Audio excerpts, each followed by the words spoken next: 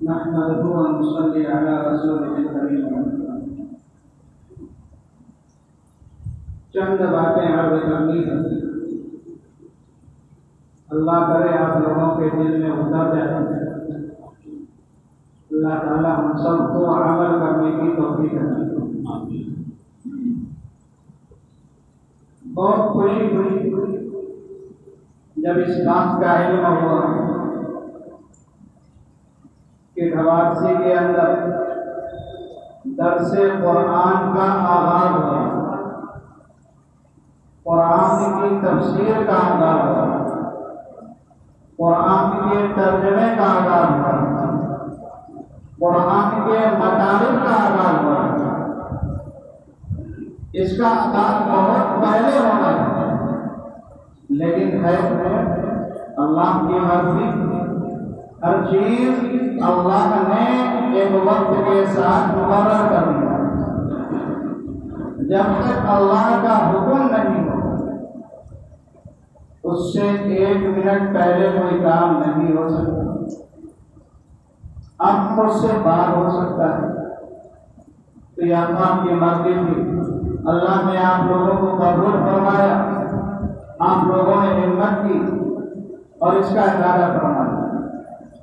اگر آپ اس سلسلے کو برقرار رکھیں، پابندی سے کریں، تو میں گارنٹی کے ساتھ کہہ سکتا ہوں کہ انشاءاللہ آپ اس کے انوارات کو، آپ قرآن کی برکتوں کو، آپ قرآن کی روحانیت کو، آپ اس کے نور کو اپنے دل کے اندر محسوس کریں. آج پوری دنیا کے اندر یہ امت جو ہے ڈاؤن چل رہی ہے. امت کو ترقی کی طرف گامزن ہونا چاہیے، اوپر چلنا چاہیے، لیکن دن بدن یہ امت نیچے کی طرف جا رہی ہے. اس کی کیا وجہ ہے؟ ذرا فرات بیان سے توجہ سے بات سمجھنے کی ہے، سمجھنے کے لیے بیٹھے دھیان سے سنیے. امت کو ترقی کی طرف جانا چاہیے. کیا وجہ ہے؟ رئیس العلماء حضرت شیخ الہند علیہ رحمۃ فرماتے ہیں، بڑے پائے کے بزرگ ہیں. حضرت نے ترجمہ قرآن لکھا. شیخ الہند پوری دنیا میں اللہ نے قبول کیا. دنیا کا کوئی بھی ملک ایسا نہیں ہوگا جہاں حضرت کے ترجمے کو، حضرت کی تشریحات کو نہ دیکھی جاتی. بڑے پائے درجے کے عالم، بڑے محدث، مفسر، اللہ نے ان کو مقبولیت بہت زیادہ عطا کی. دارالعلوم دیوبند کے سب سے پہلے شاگرد ہیں. اب ہندوستان کو آزاد کرانے میں حضرت کا بڑا اہم رول تھا. ریشمی رومال کی جو تحریک چلائی گئی تھی حضرت ہی نے اس میں پہنی. انگریزوں کے خلاف جو تحریک چلائی گئی، انگریزوں کو وہ بات ہضم نہیں ہوئی تو انگریزوں نے حضرت کو گرفتار کر کے مالٹا کی جیل میں بھیج دیا. مالٹا کی جیل میں تقریباً 4 برس رہے.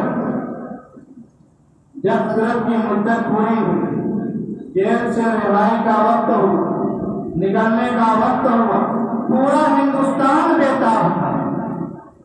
مسلمان ہو، غیر مسلم ہو، اپنا ہو، غیر ہو، ہر بندہ حضرت کے دیدار کے لیے دیتا.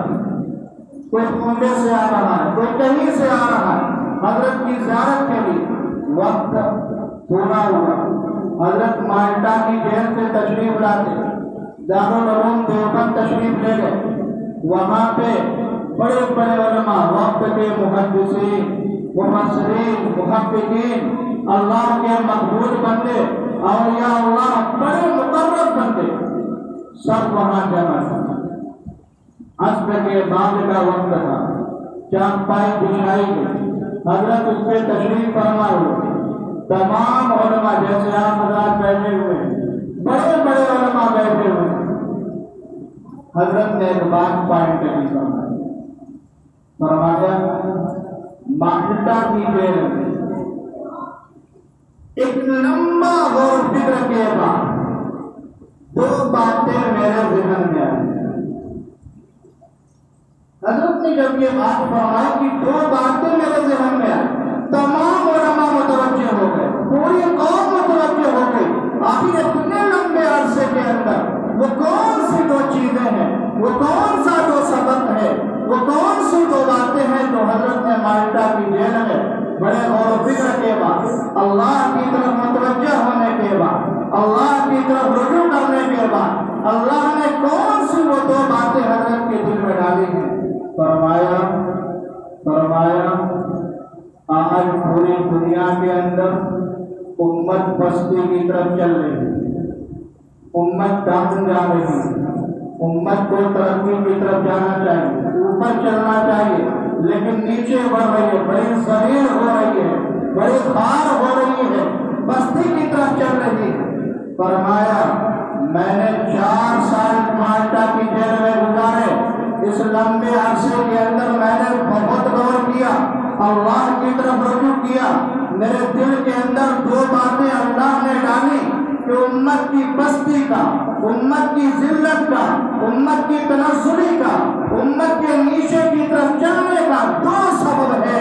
फरमाया पहला सबब यह है कि ये उम्मत कुरान से दूर हो चुकी है, ये पहला है।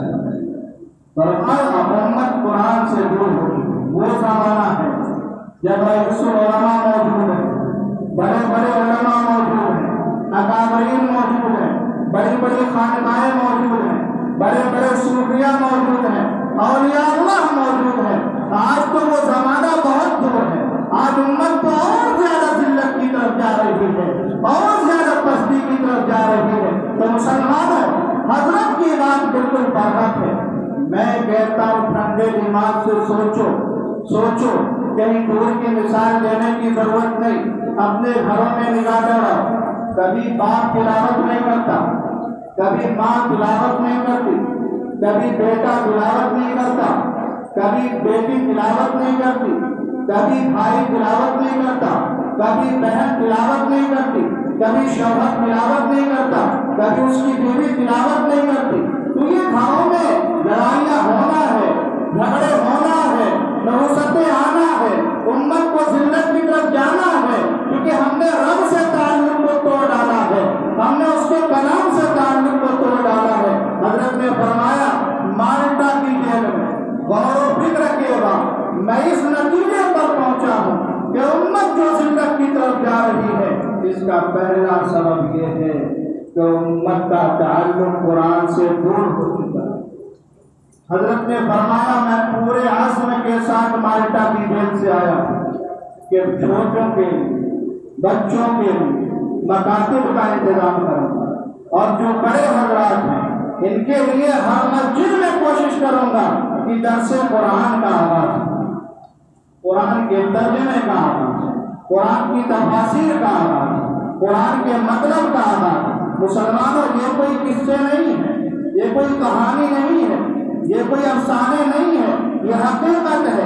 जिस बंदे ने अपना रिश्ता कुरान से जोड़ा, उसने अपने दिल के अंदर रूहानियत को भी महसूस किया, उसने अपने घर के अंदर बरकतों को भी महसूस किया, उसने अपने घर के अंदर से नहुसतों को निकलते हुए देखा। जिन्होंने अपना रिश्ता कुरान से दूर किया, जिन्होंने अपना ताल्लुक कुरान से खत्म किया, अल्लाह ने भी उसे नेस्तनाबूद कर दिया। उनके घरों में नहुसत। अरे अल्लाह के बंदो, आए दिन हमारे पास लोग आते हैं, बच्चे ठीक नहीं है, बेबी ठीक नहीं है, हमारा वालिद ठीक नहीं है, तो हमने भी ये मामला बना दिया है, तालीम देना बहुत कम कर दिया है। ज्यादातर हम कुरान की आयतों को बताते पड़ी, कुरान की आयतों। एक अल्लाह का बंदा हमारे पास आया जब हम सफर में, लंबे सफर में थे, उसने अपनी बेटी की दास्तान सुनाई, हमने उसको चंद आयतें बताई, उसको पढ़ो, अपनी बेटी से कहो पढ़ो, पढ़ करके पानी पर दम करके पी लो, इंशाअल्लाह उसको शिफा मिल जाएगी, बीमारी से निजात पा जाएगी। वो अल्लाह का बंदा 3 दिन के बाद कहने लगा, हमने 3 दिन से अमल शुरू किया, لیکن ہماری بیٹی کو فائدہ نہیں ہوا۔ اب مجھے جلال آتا ہے، میں غصے میں نے کہا ایسا ہو ہی نہیں سکتا، اللہ نے کلام میں تاثیر رکھی ہے، اگر تمہاری بیٹی کو فائدہ نہیں ہوا ہے تو تمہاری بیٹی مکار ہے، اس کو بیماری نہیں ہے۔ خدا کی قسم قرآن کو یقین کے ساتھ پڑھو، جس مقصد کے لیے پڑھو گے تمہارا مقصد پورا ہوگا۔ وہ اللہ کا بندہ کہتا ہے نہیں حضرت بھائی، میں نے کہا ٹھیک ہے ہم شام کو تشریف لائیں۔ میں نے پانی کی بوتل تیار کی چھوٹی سی، میں نے کہا اپنی بیٹی کو دینے سے پہلے اس سے ایک جملہ کہہ دیں کہ دیکھو یہ پانی ہے، اگر تم جھوٹ بولو گی اللہ کی جو مرضی ہوگی وہ ہوگا، اور سچ بولو گی تو کچھ ہوگی۔ یہ پانی کو لے کے چلا گیا، اب فون آیا میرے پاس، بیٹی پانی پینے کے لیے تیار تھی۔ میں نے کیا مانگا ہے؟ کہنے لگا وہ آپ سے بات کرنا چاہتا ہے۔ میں نے کہا میں بات نہیں کرتا، یہ میرا مزاج ہے۔ بہت سے لوگ مجھ سے اس پہ خفا ہیں، اپنی بیٹیوں کے بارے میں شکایتیں کرتے، میں کہتا ہوں یہ ان کو دے دو، کبھی تعویذ کبھی پانی کبھی پڑھنے کو بتا دو۔ نہیں حضرت دیکھ لیجیے، ہم دیکھتے ہیں، یہ ہمارا مزاج ہے، ہم کبھی عورتوں کو نہیں دیں، لوگ ناراض ہو کے چلے جاتے ہیں۔ ہاں آپ لے جائیے، آپ اس سے مسائل پوچھ کر کے آئیے کیا پرابلم ہے، آپ ہمارے پاس آئیے، شوہر آئے، اس کا باپ آئے، ہاں ہم پورا علاج جو اللہ نے دیا انشاءاللہ کریں گے، لیکن کبھی اور بات نہ کریں، ہم نہ کرتے ہیں نہ دیکھتے ہیں نہ ملتے ہیں۔ تو بات کہ آپ سے بات کرنا چاہتے، میں نے کہا میں کرتا ہوں، اور یہ ہمارے خاندان میں تو اپنی بہن سے بات کر لیتا ہوں، آپ اس طرح اپنے حوالے سے بھی بات دیکھیے، اپنے بہت سے رشتے دار کسی سے میں فون پہ بات کرتا ہی نہیں، صرف اپنے والدہ ہے، بہن ہے، خالہ ہے، ان سے بات کر لیتا ہوں، باقی بھانجی وغیرہ کسی سے میں نے فون پہ کبھی بات کی۔ تو بہت اسرار ہوا، میں کہا آپ پوچھیے، آپ پوچھ کر کے مجھے بتائیے، میں فون چالو رکھتا ہوں، میں بات نہیں کر سکتا۔ خیر انہوں نے پوچھا، اب وہ آپ کو ہٹانے کے لیے تیار تھے۔ اس لڑکی نے کہا کہ میں یہ سارے ہیلے بہانے اس لیے کر رہی تھی کہ میں اپنے نفس سے مجبور ہو چکی تھی، میں اپنے نفس سے مجبور ہو کر اپنے گھر سے بھاگنے کے لیے تیار تھی۔ یہ سارے ہیلے بہانے اس لیے ہو رہے تھے کہ میرے باپ کو، میری ماں کو کیا سمجھ آ جائے، لیکن نہ میرا باپ میرے ہیلے کو سمجھ پایا نہ میری ماں سمجھ پائی۔ تو مسلمانوں ایسا ہوتا ہے، قرآن میں اللہ نے برکتیں رکھی ہے، اگر پڑھنے کے بعد فائدہ نہیں ہو رہا ہے تو ہمارا قصور ہے، ہمارے دل کا قصور ہے، ہمارے اعمال کا قصور ہے، ہمارے عقیدے کا قصور ہے۔ اعتقاد کے ساتھ، یقین کے ساتھ قرآن کی آیتوں کو پڑھیے، پانی پہ دم کر کے پیجیے، میں گارنٹی دیتا ہوں انشاءاللہ آپ کو شفا بھی ملے گی، آپ کو برکتیں بھی نصیب ہوں گی، آپ کو کیا اللہ کا قرب بھی نصیب ہوگا۔ حضرت شاہ رسول اللہ صاحب ایک بڑے بڑے حضرت خانوی علیہ الرحمہ کے بڑے خلفاء میں آپ کا شمار ہے، بڑے فائدے کرنے کے بزرگ ہے، حضرت کی بڑی کرامت ہے، لیکن بات کے لیے کرامتوں کا وقت نہیں ہے، بزرگیت کا وقت نہیں ہے۔ حضرت کی بہت اونچی بات، حضرت کی مجلس میں خاص عمل یہ ہوتا تھا کہ حضرت اپنے مجالس کے اندر لوگوں کو زیادہ تر قرآن کی تلاوت کا حکم دیا تھا، اس کے ترجمے کا، اس کی تفسیر کو دیکھنے کا حکم دیا کرتے تھے، اور فرمایا اصول اللہ کا سب سے اہم ذریعہ جو ہے وہ ہے کلام اللہ۔ اصول کے معنی میں اللہ تک پہنچنا، فرمایا اللہ تک پہنچنا چاہتے ہو، اللہ کے قریب ہونا چاہتے ہو تو سب سے اونچا جو عمل ہے، سب سے اونچی جو چیز ہے جس کے ذریعے تم اللہ تک پہنچ سکتے ہو، فرمایا وہ کلام اللہ ہے، اس کی تلاوت کرنا ہے، اس کے ترجمے کو دیکھنا ہے، اس کی تفسیر کو دیکھنا ہے۔ ایک مرتبہ امام احمد بن حنبل خواب میں رب العالمین کو دیکھا،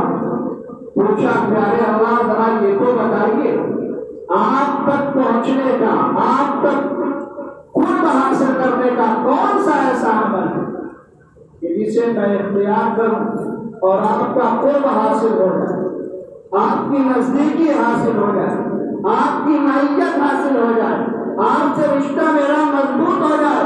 پیارے اللہ نے فرمایا کلام الہی، قرآن مجید، قرآن کی تلاوت کرنا بڑا اچھا مسئلہ حل کر دیا مسلمانوں۔ آج ہم ٹھوکرے کھاتے کون سا ایسا عمل کریں کہ اللہ تک پہنچے؟ امام احمد بن حنبل نے ہمارے لیے مسئلہ آسان کر دیا، اللہ سے ہی معلوم کر دیا۔ کام میں رب العالمین کی زیارت ہوئی، فرمایا پیارے اللہ ذرا بتائیے کون سا ایسا عمل ہے جس سے آپ کا قرب حاصل ہو؟ فرمایا کلام اللہ، کلام اللہ، کلام اللہ، کلام الہی کو لازم کرو، تلاوت کرو، ترجمے کو دیکھو، تفسیر کو دیکھو، تشریحات کو دیکھو۔ آپ تشریحات نہیں دیکھ سکتے، اپنے علماء سے حاصل کیجیے، اپنے علماء سے حاصل کیجیے، اپنے اکابرین سے حاصل کیجیے، اپنے مقامی حفاظ سے، علماء سے جنہوں نے ترجمہ پڑھ رکھا ہے ان سے آپ سیکھیے۔ آپ کے پاس اللہ نے بڑا وقت دیا، جی ہمارے پاس ٹائم نہیں، ہاں پوری کیا ہے، پورے 24 گھنٹے میں اخبارات پڑھنے کے ٹائم آپ کے پاس ہے، واٹس ایپ پہ میسج کھیلنے کا ٹائم ہے، گیم کھیلنے کا ٹائم ہے، ایران قرآن کی باتیں کرنے کا وقت ہے، بازاروں میں بیٹھ کر گپے لگانے کا وقت ہے۔ مسلمانوں تنزلی نہیں آئے گی تو کیوں نہیں آئے گی؟ بربادی نہیں آئے گی تو کیوں نہیں آئے گی؟ دنیا کے ہر کام کرنے کا آپ کے پاس وقت ہے۔ اگر وقت نہیں ہے تو اللہ کے کلام کی تلاوت کا وقت ہے، اس کے ترجمے کا وقت ہے، اس کی تشریحات کا وقت ہے، ان کی مجلسوں میں بیٹھنے کا وقت ہے۔ جی ہاں دیکھیے، آپ معاشرے میں نگاہ دوڑا نہیں نہ جائیے، اپنی حواسی کے اندر دیکھیے۔ آپ لوگ بڑے اچھے ہیں، میں کسی کی برائی نہیں کرتا، لیکن نگاہ دوڑاتے چلے جائیے۔ کوئی اخبار لے کے بیٹھا ہو، کوئی واٹس ایپ میں لگا ہوا، کوئی کسی کا مذاق ہو رہا، کوئی کسی کی قیمتیں کر رہا، کوئی کسی کی چگل خوریاں کر رہا، اور آپ کو بستر پہ بیٹھا ہوا ہے لیکن موبائل دیکھ رہا ہے، گانے سن رہا ہے، سب کچھ کر رہا ہے۔ اگر نہیں کر رہا ہے تو یہ امت قرآن کی تلاوت نہیں کر رہی۔ تو فرمایا اسے آپ کو اللہ تعالیٰ بتائیے آپ کا قرب حاصل کرنے کا ذریعہ کیا ہے؟ فرمایا میرے قرب حاصل کرنے کا ذریعہ کلام اللہ کی تلاوت کرنا۔ پوچھا پیارے اللہ ذرا یہ تو بتائیے، سمجھ کر پڑھنا ہے بغیر سمجھے پڑھنا ہے؟ مسلمانوں فرمایا پیارے اللہ نے چاہے سمجھے پڑھے پھر بھی میں اپنا قرب ادا کروں گا، چاہے بغیر سمجھے پڑھے پھر بھی میں ادا کروں گا۔ یہ قرآن کا مقام ہے، یہ قرآن کا مرتبہ ہے، مسلمانوں یہ وہ کتاب ہے، اس کو دیکھو تو عبادت ہے، اس کو چھوڑو تو عبادت ہے، اس کو چھوڑو تو عبادت ہے، اس کو عظمت کی نگاہ سے، محبت کی نگاہ سے اپنے سینے سے لگا لو تو بھی عبادت ہے۔ ہر عمل اس کا عبادت ہے، پیار سے محبت سے اٹھا کر اونچی جگہ پہ رکھ کے عبادت ہے، بغیر غلاف کے ہے، آپ عظمت کے ساتھ اس میں غلاف لگا کر اس کی حفاظت کیجیے، عبادت ہے۔ بہت سے ایسے اللہ کے بندے ہیں جنہوں نے قرآن مجید کے اندر غلاف لگایا ہے اور اللہ نے ان کی مغفرت کے فیصلے کر دیے۔ یہ تو کلام الہی کا مقام ہے، یہ تو اس کا مرتبہ ہے، ہم نے اس کے مرتبے کو نہیں جانا، اس کی عظمت کو نہیں جانا۔ اگر قرآن کی عظمت ہمارے دل کے اندر پیدا ہو جائے تو مسلمانوں ذرا میں آپ سے کہتا ہوں، آپ اپنے اوقات میں سے 24 گھنٹے میں سے 1 گھنٹے کو لازم کر دیجیے کہ ہمیں قرآن کی تلاوت آدھا گھنٹہ کرنا ہے۔ ارے کرنا ہے؟ ہاں انشاءاللہ آدھا گھنٹہ تلاوت کرنا ہے۔ جو آدھا گھنٹہ بچ گیا ہے، اگر ہمیں قرآن زیادہ نہیں آتا ہے کسی امام کے پاس جا کر اس کو سیکھنا ہے۔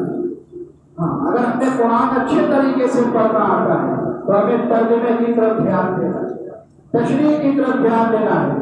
1 گھنٹہ اللہ کو دے دو، اللہ کے قرآن کے لیے دے دو، میں کہتا ہوں انشاءاللہ آپ کی زندگی بدلتی ہوئی چلی جائے گی۔ آپ خود دیکھیں، جب تک آپ اپنا تعلق قرآن سے نہیں جوڑیں گے آپ کو نمازوں میں بھی مزہ نہیں آئے گا، آپ کو ذکر و اذکار میں بھی مزہ نہیں آئے. لاڈلے پیغمبر نے فرمایا ایک اللہ کا بندہ ہے جو اپنے اوقات کو قرآن کی تلاوت میں مشغول رکھتا ہے، اس کو نہ ذکر کا وقت ملتا ہے نہ اس سے مانگنے کا وقت ملتا ہے. فرمایا ہر وقت میرے کلام میں لگا رہتا ہے، کبھی ترجمہ دیکھتا ہے، کبھی تشریح دیکھتا ہے، کبھی الفاظ پر دھیان رکھتا ہے. فرمایا جس بندے کو دعا مانگنے کا وقت نہ ملے میں دنیا کے تمام مانگنے والوں سے زیادہ اس کو عطا کروں. جی ہاں، آپ اپنا تعلق کر کے تو دیکھیے، اپنا عشق قرآن سے جوڑ کر تو دیکھیے. ایک روایت میں فرمایا اے ابو ہریرہ تم قرآن کو سیکھو اور سکھاؤ. کیا فرمایا؟ قرآن کو سیکھو اور سکھاؤ. ارے اللہ کے بندے بولو کیا فرمایا؟ قرآن کو سیکھو اور سکھاؤ. کب تک سیکھو؟ فرمایا یہاں تک سیکھو کہ تمہاری موت آ جائے. قرآن کو سیکھو اور سکھاؤ کہاں تک؟ فرمایا تمہاری موت آ جائے. آگے فرمایا اگر قرآن کو سیکھتے سکھاتے مر گئے تو سنو ابو ہریرہ لاڈلے پیغمبر فرماتے ہیں جیسے کعبۃ اللہ کی زیارت کے لیے آسمان سے ہزاروں ہزار کی تعداد میں فرشتے آتے ہیں، تمہاری قبر کو زیارت کرنے کے لیے فرشتے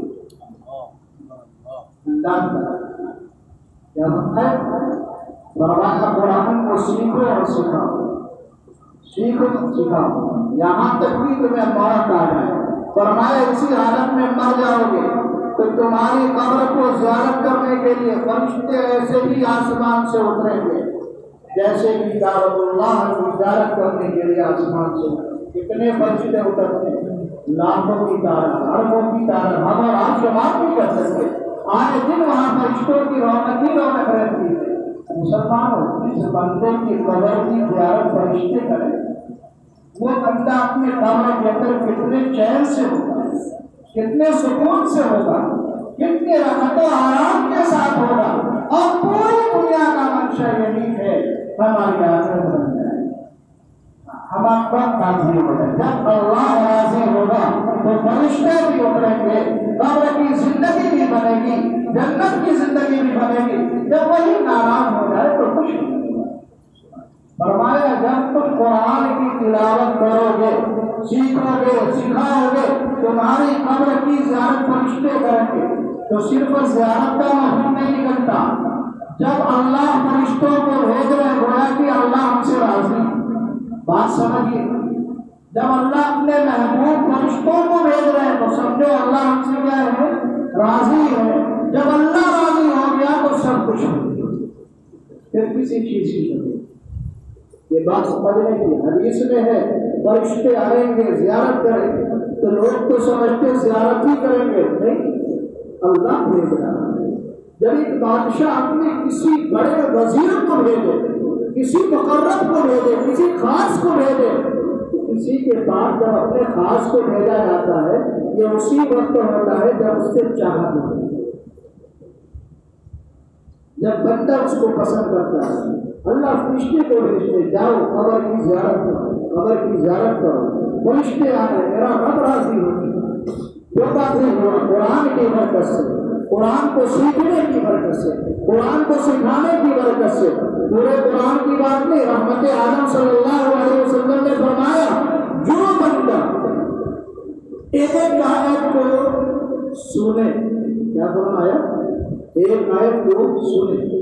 پڑھنے کا بھی ثواب ہے، سننے کا بھی ثواب ہے، لیکن ثواب اسی وقت جب آپ کی نیتیں صحیح ہیں، آپ کے دل کے ارادے صحیح ہیں. ویسے ہی سستی کے ساتھ، کاہلی کے ساتھ آ جائے ثواب ملے گا ضرور، لیکن وہ بات حاصل نہیں ہوگی. فرمایا جو بندہ ایک آیت کو سنے، کتنی آیت کو؟ ایک آیت کو. ارے اللہ کے بندے بولو بولو، میں آپ کی بیداری چاہ رہا ہوں. کیا فرمایا؟ ایک آیت کو سنو، ایک آیت کو. فرمایا اس کا اجر اور ثواب اتنا ہے کہ مکے کے پہاڑ سونے میں تبدیل کر دیے جائیں. اس میں سونا دو قسم کا ہوتا ہے، ایک کھوٹا ہوتا ہے، ایک کھڑا ہوتا ہے. ایک اوریجنل ہوتا ہے، ایک ڈپلیکیٹ ہوتا ہے. ڈپلیکیٹ سونے کی قیمت کم ہوتی ہے، اوریجنل سونے کی قیمت زیادہ ہوتی ہے. فرمایا مکے کے پہاڑوں کو اوریجنل سونے میں ہرے سونے میں تبدیل کر دیا ہے. چھوٹے سونے میں ہرے سونے میں. فرمایا ان تمام پہاڑوں کو صدقہ کرے کوئی بندہ تو جتنا ثواب ان پہاڑوں کے صدقہ کرنے کا ہے اس سے کہیں زیادہ ثواب قرآن کے آیت کو سننے. مکے میں کتنے پہاڑ ہوں گے؟ کتنے پہاڑ؟ ایک پہاڑ کو سونے میں تبدیل کر دیا جائے اور اس کی طرح قیمت لگائیے مارکیٹ میں لاکھوں اربوں کئی ارب کئی خرب بنے گی اور کئی ارب کئی خرب آپ صدقہ نہیں کر سکتے. پوری زندگی ہری چوٹی کا سوٹ لگا کر کے آپ کیا صدقہ نہیں کر سکتے. لیکن اللہ نے کتنا آسان طریقہ بتایا. فرمایا عاجلت کے ساتھ اللہ کو راضی کرنے کی نیت سے قرآن کو سیکھنے کی نیت سے اگر تم نے ایک آیت کو سیکھا ہے فرمایا مکے کے پہاڑ کو ہرے سونے میں تبدیل کر دیا جائے تو ان کے صدقہ کرنے کے بعد جتنا ثواب ملتا ہے اس سے کہیں زیادہ ثواب اس بندے کو. اور ایک آیت پڑھنے پر کتنا اجر فرمایا. فرمایا جو بندہ قرآن کی ایک آیت کو پڑھتا ہے اللہ کے عرش کے نیچے جتنی چیزیں ہیں اللہ کے عرش کے نیچے جتنی چیزیں مسلمان اللہ کے عرش کے نیچے تو نامعلوم کتنے ہزار فرشتے ہیں جو عرش کو تھامے ہوئے. فرمایا اللہ کے عرش کے نیچے جتنی چیزیں ہیں اور عرش کے نیچے میرے جیسا بندہ ہو تو تشریح عام کرے. اللہ کی رحمت عام ہے اللہ کی مہربانیاں بڑی ہیں تو عرش کے نیچے پوری دنیا کی چیزیں ارے ہے نہیں ہے پوری دنیا کی مال و دولت ہے. فرمایا جو بندہ ایک آیت کو پڑھے اللہ کے عرش کے نیچے جتنی چیزیں ہیں ان تمام سے زیادہ اللہ اجر اور ثواب دیتا ہے. کتنے درختوں کے پتے کتنے ریت کے زمرات ہیں کتنی کنکریاں ہیں کتنے جانور ہیں کتنے حیوانات ہیں سمندر کے اندر بھی خشکی کے اندر بھی. فرمایا جتنی چیزیں ہیں ان کی تعداد سے بھی زیادہ اللہ اجر. حضرت شاہ رسول اللہ صاحب الہ آبادی نور اللہ مرکزہ نے فرمایا جب بندہ قرآن کی تلاوت کرے تو چند باتوں کی طرف دھیان دے. فرمایا پہلی چیز ہے قرآن کی تلاوت کتنے بجے اذان ہے؟ فرمایا کہ قرآن کی تلاوت کرے تو چند باتوں کی طرف دھیان دے. پہلی چیز یہ فرمایا نیت کرے میں قرآن کی تلاوت کر رہا ہوں رب کو راضی کرنا. پہلی چیز جب بھی قرآن کو لے کے بیٹھے میں پیارے اللہ کو راضی کرنا. دوسری چیز اپنے دل میں اس بات کا تصور کرے کہ اس کلام الہی کے ذریعے رب العالمین کا قرب حاصل ہو. تصور کرے اپنے دل کے اندر میں جو آیتیں پڑھوں گا ان آیتوں کے پڑھنے سے پیارے اللہ کا پیارے خالق کا پیارے مالک کا پیارے رازق کا پیارے معبود کا قرب حاصل ہو. تیسری چیز فرمائی جب قرآن پڑھے تو اپنے دل کے اندر اس بات کا استحضار پیدا کرے یہ کوئی معمولی کتاب نہیں ہے یہ احکام الحاکمین کی کتاب ہے یہ رب العالمین کی کتاب ہے. تو جب اس بات کا احساس ہوگا تو بندہ انتہائی ادب کے ساتھ انتہائی عظمت کے ساتھ انتہائی احترام کے ساتھ قرآن کو پڑھے گا. اور یہی باتیں قرآن کی تلاوت میں مطلوب ہیں. جب ہم عظمت کے ساتھ احترام کے ساتھ قرآن کو پڑھیں گے تو انشاءاللہ پھر اس کا نور ہمارے دل کے اندر داخل ہوگا. ایک بات آپ لوگوں نے بڑی ہمت سے درس قرآن شروع کیا ہے اس کو پابندی سے جاری رکھیں. ہمیشہ کبھی اس کو بند نہ کریں اور کوشش کر کے مشورے سے ایسا وقت طے کیجیے جس میں لوگ زیادہ سے زیادہ آ سکیں تاکہ سب کو پائے. جس وقت میں آنے سے کیا ہے، جس وقت میں تفسیر کرنے سے زیادہ لوگ جمع ہو سکے تو انشاءاللہ آپ نے بڑا کام کیا ہے. تو اس بڑے کام کا بڑا فائدہ بھی ہونا چاہیے. اگر چند لوگ سیکھ رہے ہیں یہ بھی بڑی اچھی بات ہے. اگر 2 بندے اور آ کے سیکھ لیں تو آپ کی نجات کا ذریعہ ہے. آپ کے توسل سے، آپ کی برکت سے اگر کوئی بندہ آ کے بیٹھ گیا تو انشاءاللہ سب کا بیڑا پار. تو بار کے ہمیں پہلا کام کیا کرنا ہے؟ اللہ کو راضی کرنے کے لیے. دوسرا کام کیا کرنا ہے؟ تصور کرنا ہے کہ اس سے اللہ کا قرب حاصل ہو. تیسرا کام کیا کرنا ہے؟ عظمت پیدا کرنا ہے. احکم الحاکمین کا کلام ہے، رب العالمین کا کلام ہے، پیارے اللہ کا کلام ہے. اس عظمت اور تصور کے ساتھ پیارے ہمیں تلاوت کرنا ہے. تو مسلمانوں چیزوں کے ساتھ ہم تلاوت کریں گے تو انشاءاللہ ہمیں خوب کیا برکتیں بھی، رحمتیں بھی، سب کچھ ملے گا. ایک بزرگ حضرت لاہوری علیہ مولانا احمد علی لاہوری ہمارے سلسلے کے بڑے اونچے بزرگ ہیں. حضرت کے استاد محترم ہے مولانا عبید اللہ سندھی رحمہ اللہ. ان کو بھی انگریزوں نے گرفتار کر دیا. جس وقت گرفتاری کے لیے جا رہے ہیں اپنے شاگرد کو نصیحت کرنا. کیا فرمائی؟ تم درس قرآن شروع کرو. کہ حضرت تو جیل میں جانے، حضرت یہ عمل کرتے تھے، تفسیر حضرت نے ہی سکھائی تھی، لیکن اب کیا حضرت جیل میں جا رہے ہیں تو اپنے شاگرد کو نصیحت کیا فرمایا تم درس قرآن کو شروع کرو. حضرت لاہوری علیہ ایک چھوٹی سی مسجد سے اس عمل کو شروع کیا ہے. اللہ نے ایسا قبول کیا ہے کہ حضرت کی تفسیر پوری دنیا میں پہنچی. اور علماء نے لکھا رمضان کے اندر وہ روحانی منظر ہوا کرتا تھا کہ وقت کے بڑے بڑے محدثین، بڑے بڑے مفسرین حضرت کے پاس آ کر قرآن کی تفسیر کو سیکھا کرتے. جب آپ نے وقت روانگی کا وقت تو حضرت نے اپنے بیٹے کو نصیحت کیا فرمایا؟ بیٹا میری زندگی تو پوری ہو رہی ہے، اب اللہ کو جب منظور ہوگا میں چلا جاؤں. فرمایا تم درس قرآن کو لازم پکڑو اور کبھی بھی ناغہ مت کرنا. فرمایا چاہے کسی کا جنازہ آ جائے پھر بھی تم کیا ہے اس کو ترک نہ. بڑی اونچی بات. حضرت کا کام کیا تھا؟ کشف قبور کی کیفیت حضرت کو حاصل تھی. تھوڑی دیر بیٹھتے پتہ چل جاتا تھا اس قبر میں ہو گیا. اللہ نے وہ مقام دیا. اور حضرت فرماتے تھے اگر کوئی بندہ میرے یہاں آ کر 40 روز رزق حلال کھائے اس کو بھی کشف قبور حاصل ہو جاتا ہے. اتنا پاکیزہ رزق تھا، اتنا روحانی مقام تھا.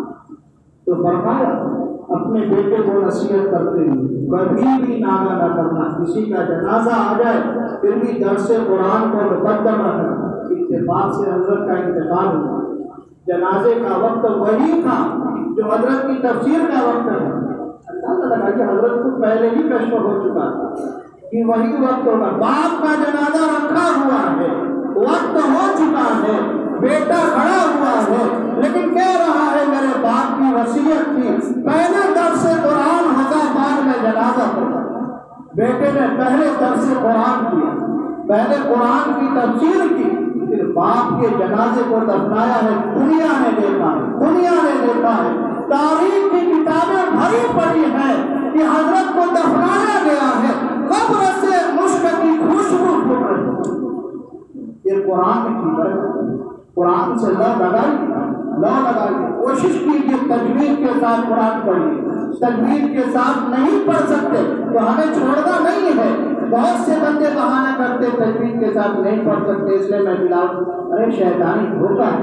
کوشش کیجیے، محنت کیجیے، تجوید کو سیکھنے کی کوشش کیجیے.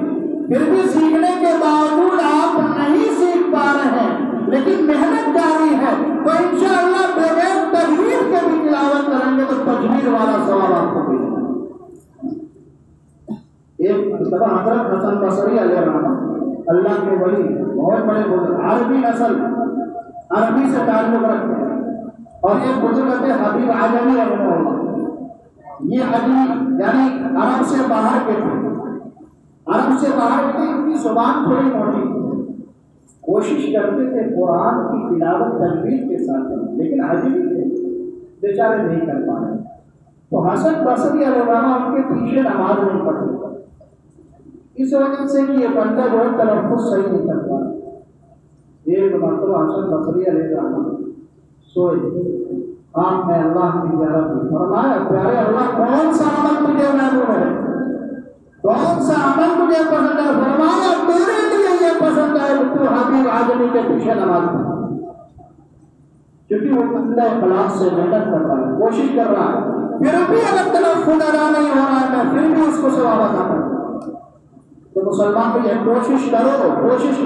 ایک اللہ کا بندہ تھا، جب اس کو دفن کیا گیا لوگوں نے دیکھا، بہت لمبا واقعہ مختصر کر رہا، جن کا نام تھا منشی رحمت علی، آپ کے نانوتا کے رہنے والے تھے، کبھی موقع ہوگا تفصیل سے. ان کو دفن کیا گیا، ان کی قبر پھولوں کا باغ بن چکی تھی، قبر جنت کا نمونہ بن چکی تھی. قبر کھولنے والے ان کی کیا گھر والوں کے پاس پہنچے، پوچھا اس کی بیوی کہاں ہے، اس کے رشتے دار کہاں ہے، اس کے ماں باپ کہاں ہے. لوگوں نے بتایا اس کی بیوی فلاں جگہ رہتی ہے. تمام لوگ کیا ہے اس کے پاس پہنچے، منشی رحمت علی پہنچے اس کے پاس. فرمایا تیرے شوہر کا کیا عمل تھا، تیرے شوہر کا کیا عمل تھا؟ فرمایا کیا بات ہے؟ فرمایا آج ہم نے اس کی قبر کو کھولا. منشی رحمت علی بھی بڑے اللہ کے والے. فرمایا اس کی قبر کو کھولا، دیکھا قبر جو ہے جنت کا نمونہ بنی ہوئی ہے، پوری قبر کے اندر پھولوں کا باغ بچھا ہوا ہے. تو فرمایا بیوی نے فرمایا آنسو بہاتے ہوئے روتے ہوئے فرمایا میرے نکاح میں آئے ہوئے، میرے اس کے نکاح میں آئے ہوئے 40 برس کا عرصہ گزر گیا. کتنا ہے؟ 40 برس. فرمایا میرا شوہر قرآن پڑھا ہوا نہیں تھا، قرآن کو پڑھتا نہیں جانتا، امی تھا، قرآن کو پڑھتا نہیں جانتا، لیکن اس کا ایک عمل تھا، ایک عمل. کتنے دن سے تھا؟ 40 برس. بیوی کے 40 برس سے بلا ناغا، میں نے کبھی ناغا کرتے ہوئے نہیں دیکھا. میں نے دیکھا بیوی کو 40، بیوی کہتی شوہر کو دیکھا کہ 40 برس سے میرا شوہر فجر کی نماز کے بعد قرآن کو لے کر بیٹھ جاتا ہے، قرآن کی ہر آیت پر اپنی انگلی رکھتا ہے، زاروں قطار روتا ہے، کہتا ہے پیارے اللہ میں امید ان پڑھ قرآن کو پڑھ نہیں سکتا، لیکن تو نے اس آیت میں بھی سچ فرمایا. دوسری آیت پر انگلی رکھتا، کہتا پیارے اللہ تو نے اس میں بھی سچ فرمایا، تیسری آیت میں بھی سچ فرمایا. پورے قرآن میں اس بندے کا یہی عمل تھا. علماء نے لکھا ہے کہ اس عمل کی برکت سے جب اس بندے کا انتقال ہوا ہے قبر جنت کا اللہ. تو کوشش یہ نہ کہیں آپ کو پڑھنا نہیں آتا، ارے نہیں آتا، سیکھنے سے ہر چیز آ جاتی ہے. سائیکل چلانے والے کو سائیکل آ جاتی ہے، کاروبار کرنا نہیں آتا، سیکھنے سے کاروبار آ جاتا ہے. قرآن کو سیکھیں تو بہت جلدی آپ سیکھ جائیں گے. کوشش کریے اللہ تعالیٰ ہم سب کے دلوں میں قرآن کی عظمتیں پیدا فرمائے، قرآن کی رحمتیں ہمارے دلوں میں نازل فرمائے، قرآن کی برکتوں سے اللہ ہمیں بالا مال فرمائے، اور ہمیں قرآن کی تلاوت کا خود بھی اہتمام کرنے والا بنائے، اور ہمیں اپنی اولادوں کو بھی اس کی فکر کرنے کی توفیق عطا فرمائے. تو قرآن کی عظمت کرو گے، اللہ کے مطلوب کرو گے، ایک بندہ بھی اگر کر لے گا تو میں سمجھتا ہوں ہماری نجات کا ذریعہ ہے. تو میں توفیق رکھتا ہوں آپ سب کرو گے انشاءاللہ. اللہ آپ کو ہمت دے، استقامت دے، جمنا نصیب فرمائے.